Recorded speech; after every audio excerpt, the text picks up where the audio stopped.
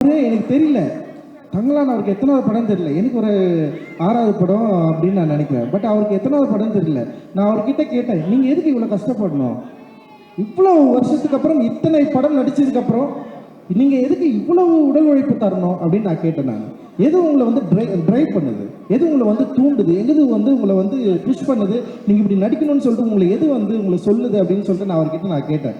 அப்போ அவர் வந்து அப்படி இல்லை, ஆக்டிங் பற்றி அப்படியெல்லாம் பயமாக சொன்னார். பட் ஆனால் எனக்கு என்ன தோணுச்சுன்னா, தங்கலான் படத்துக்கு அப்புறம் வந்து அவருக்கு இந்த சமூகம் தர வேண்டிய ஒரு மரியாதையை தந்துதா அப்படின்னா வந்து நிச்சயமா இல்லை. அவருக்கு வந்து பெருசாக அங்கீகாரம் யாருமே தரல. ஏன்னா ஒரு படம் வணிக ரீதியான வெற்றி இல்லை அப்படின்ற இடத்தோட ஒரு நடிகனுடைய நடிப்பு நின்றுதா அப்படின்னா எனக்கு ஒரு பெரிய கேள்விக்குறியே இருந்தது.